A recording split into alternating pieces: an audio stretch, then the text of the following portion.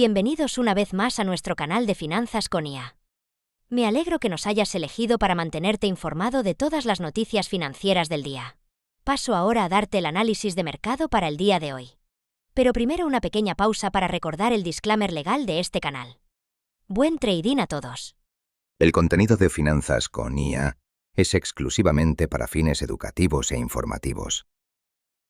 Buen día. Iniciamos nuestra crónica de mercado del día de hoy, lunes 4 de mayo de 2026, que dará inicio a la semana 19 del año.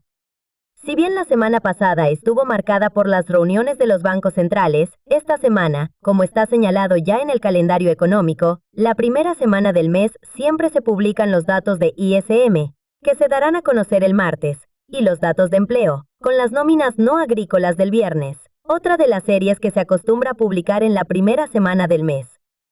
Después del día festivo del viernes en buena parte de las bolsas europeas, los índices del viejo continente abren con ligeras alzas, aunque marcados por la noticia de los nuevos aranceles del 25% que prepara Estados Unidos sobre los coches y camiones fabricados en la Unión Europea, lo que coloca al sector automovilístico y al DAX alemán bajo presión desde primera hora. Miramos ahora hacia las bolsas asiáticas.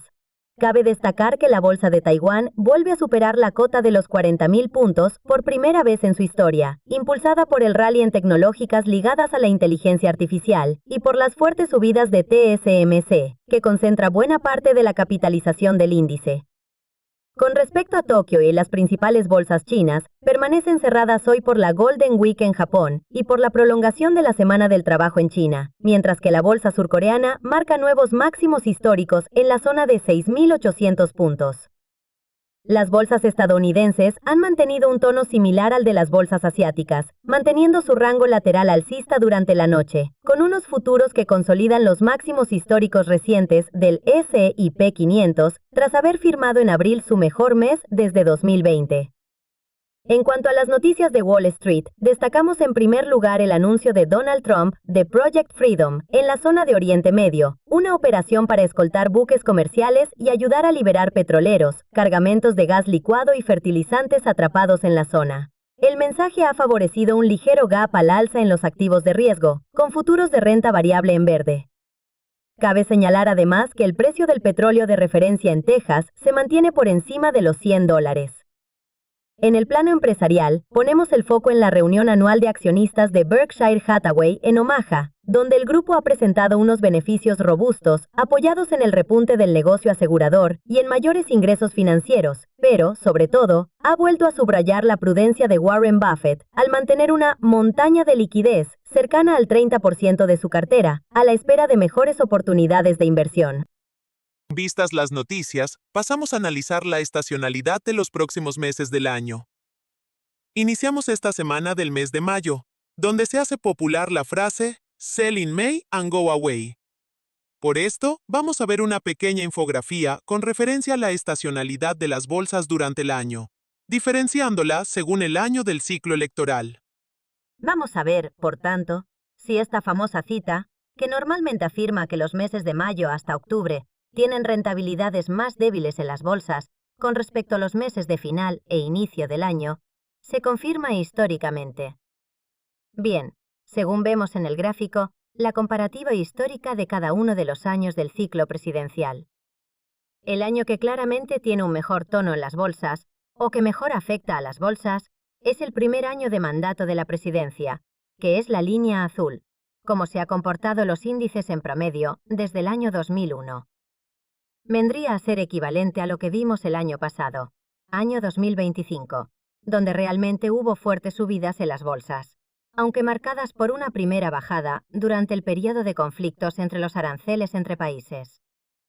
Si lo comparamos con lo que se podría esperar para el año 2026, que sería el año de medio término donde se producen las elecciones de medio mandato, sí que se puede ver que los meses con peor estacionalidad son precisamente los meses a partir de mayo hasta septiembre, donde históricamente se ha visto cierta debilidad de las bolsas, debido a la incertidumbre política y las dudas a que el partido que gobierna pueda perder poder y capacidad de decisión.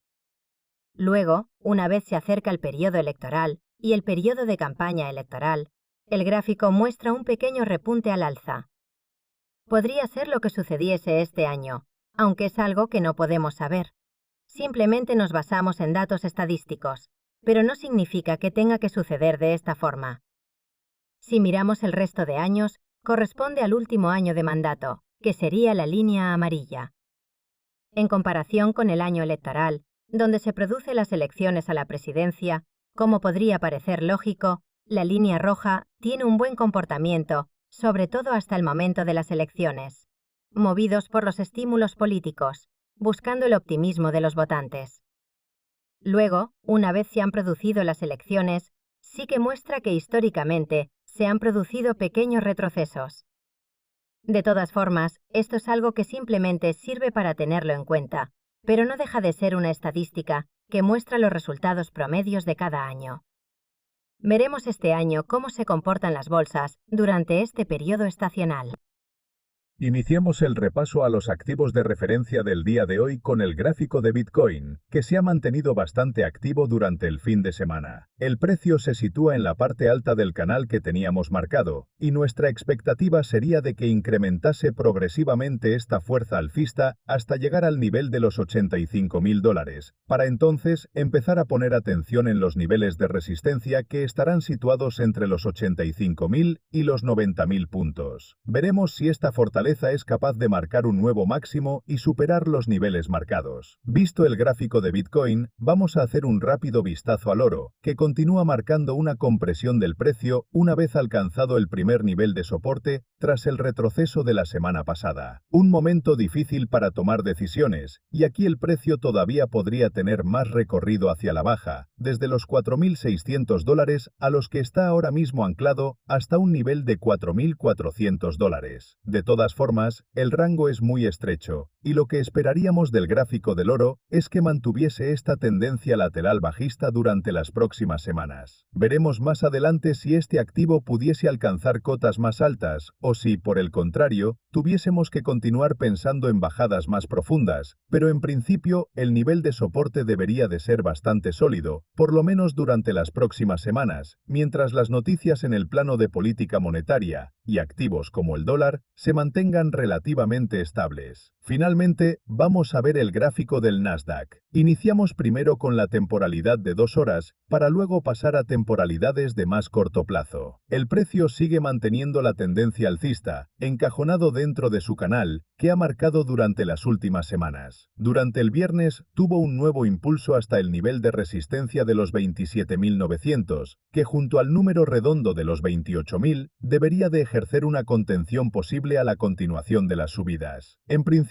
deberíamos de pensar que el precio debería de mantenerse dentro de su canal de tendencia, aunque vamos a verlo en una temporalidad más baja para intentar tener un poco más de exactitud. En el gráfico de 15 minutos del Nasdaq se ve muy claramente la fuerte tendencia alcista. El precio ha venido subiendo marcando una directriz muy sólida, aunque siempre alternando fuertes impulsos con pequeños retrocesos. Seguimos marcando en el nivel de los 28.000 puntos la zona de resistencias, reforzada por el muro de Coals, mientras que el primer soporte lo situamos a la altura de su media móvil de 200 periodos y zona de mínimos anteriores, en el precio de 27.600. Aunque cabe destacar también como posible nivel a tener en cuenta durante esta semana, que es el de los 27.250 puntos, donde se encuentra el soporte principal, que coincide con el muro de puts, y vendría a ser también la parte baja del canal alcista que viene marcando estas últimas semanas, como habíamos visto en el gráfico de 2 horas. Por lo tanto, muy atentos a lo que pueda hacer el precio los próximos días. Está en una zona clave. Se podría ver un impulso hasta esos niveles de 28.000, aunque parece difícil que pudiese superar esa barrera e intentar un posible retroceso, que en el caso de ser así, deberíamos de considerar una primera zona de soporte en los 27.600, que en caso de ser superada, sí que podría acelerar las bajadas hasta los 27.250 puntos. Una vez vistos los gráficos de los activos de referencia, nos despedimos aquí por hoy, no sin antes desearles un buen inicio de semana bursátil y unas muy buenas inversiones para todos. Un saludo y hasta el vídeo de mañana.